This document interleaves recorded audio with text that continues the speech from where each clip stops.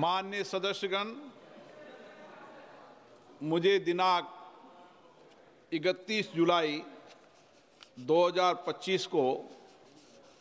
श्री रविशंकर प्रसाद और सदन में प्रतिपक्ष के नेता सहित सत्ता पक्ष व प्रतिपक्ष के कुल 146 सदस्यों द्वारा हस्ताक्षरित निम्नलिखित प्रस्ताव की सूचना प्राप्त हुई है, जिसमें भारत के राष्ट्रपति को माननीय इलाहाबाद उच्च न्यायालय के वर्तमान न्यायाधीश न्यायमूर्ति यशवंत वर्मा को न्यायाधीश जांच अधिनियम 1968 की धारा 3 के साथ भारत के संविधान के अनुच्छेद 124(4) के साथ पठित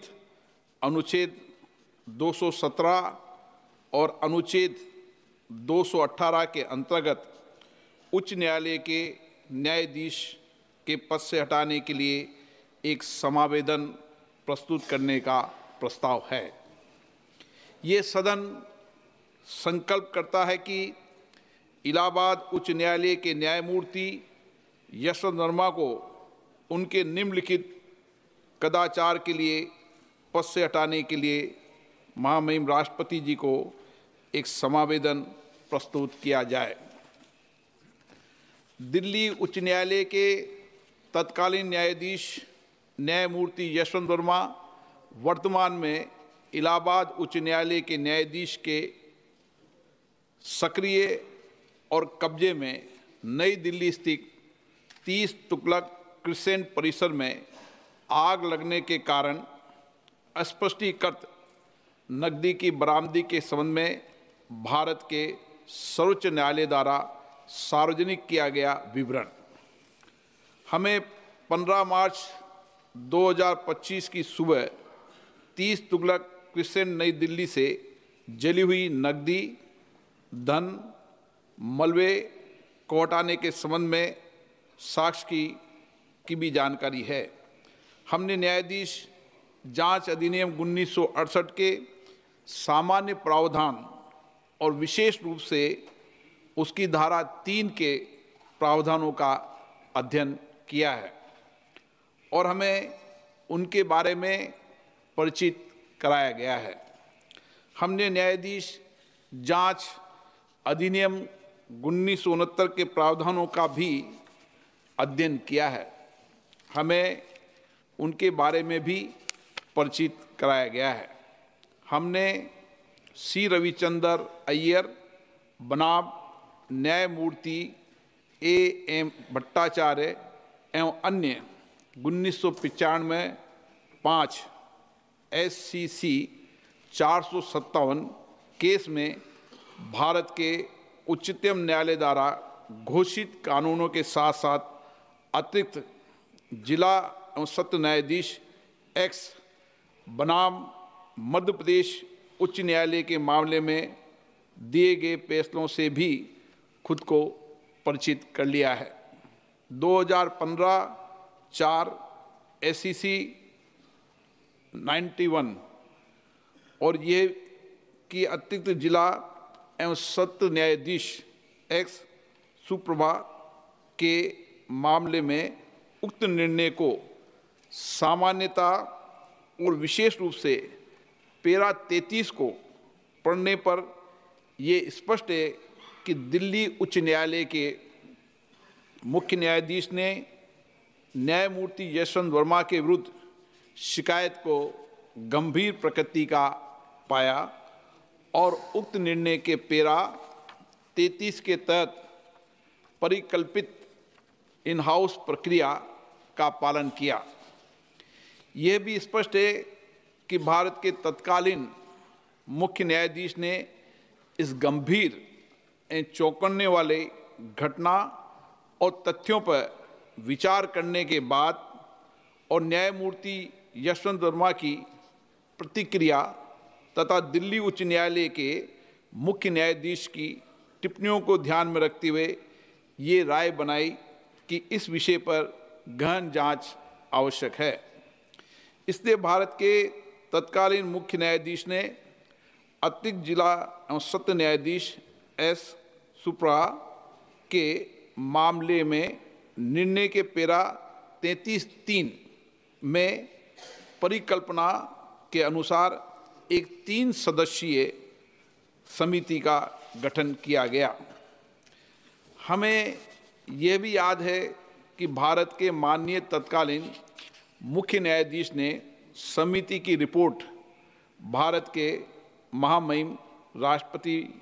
और भारत के माननीय प्रधानमंत्री को भेजी है। ये स्पष्ट है कि भारत के माननीय तत्कालीन मुख्य न्यायाधीश ने अतिरिक्त जिला एवं सत्र न्यायाधीश एस सुप्रा के मामले में फैसले के पेरा 33(7) के प्रावधानों के अनुसार कार्य किया है, जो स्पष्ट रूप से भारत के तत्कालीन मुख्य न्यायाधीश की राय को दर्शाता है कि पेरा 33(3) के तहत गठित समिति की रिपोर्ट में पाए गए आरोप इस प्रकृति के हैं कि उक्त न्यायाधीश को हटाने की कार्रवाई शुरू करने की आवश्यकता है। उपयुक्त तथ्यों के अवलोकन और सार्वजनिक रूप से उपलब्ध तथ्यों, न्यायमूर्ति यशवंत वर्मा के कब्जे वाले और उनके नियंत्रण में स्थित आधिकारिक परिसर से जली हुई नकदी की बरामदी और उसे हटाने से संबंधित परिस्थितियों की स्वतंत्र रूप से जांच करने के बाद हम स्वतंत्र रूप से ये भी पाते हैं कि भारत के संविधान के अनुच्छेद 124 के साथ पठित अनुच्छेद 217 और अनुच्छेद 218 के तहत हटाने की प्रक्रिया न्यायाधीश अधिनियम 1968 और उसके तहत बनाए गए नियमों के अनुसार शुरू की जानी चाहिए। वेदाक चरित्र और वित्तीय बौद्धिक ईमानदारी न्यायपालिका में एक आम आदमी द्वारा रखे गए विश्वास की नींव है, और यह भी कि वर्तमान मामले से जुड़े तथ्य जो कि भ्रष्टाचार की ओर इशारा करते हैं, वो भारत के संविधान के अनुच्छेद 124 के साथ अनुच्छेद 217 और अनुच्छेद 218 के तहत कार्रवाई और प्रक्रिया के योग्य हैं, और संसद को इस विषय पर एक स्वर में बोलना चाहिए और देश के प्रत्येक नागरिक को सार्वजनिक जीवन में भ्रष्टाचार के प्रति जीरो टॉलरेंस के अपने संकल्प के बारे में एक स्पष्ट संदेश भेजना चाहिए। अतः हम भारतीय संविधान के अनुच्छेद 124 के साथ पठित अनुच्छेद 217 और अनुच्छेद 218 के अंतर्गत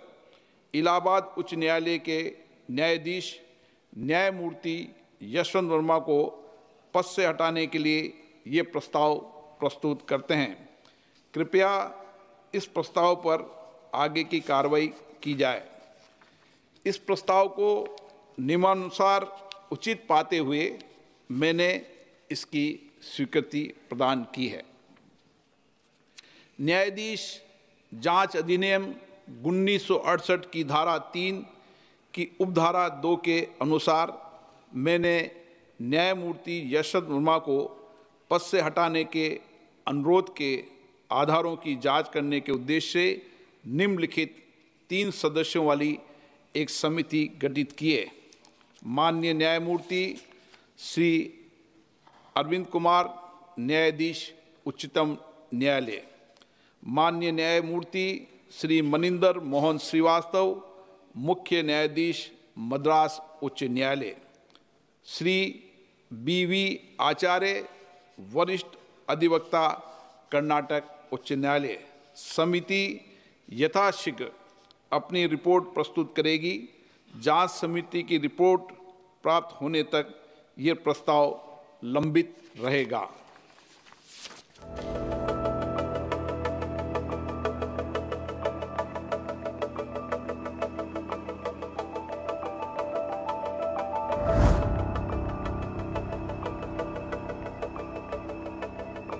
है।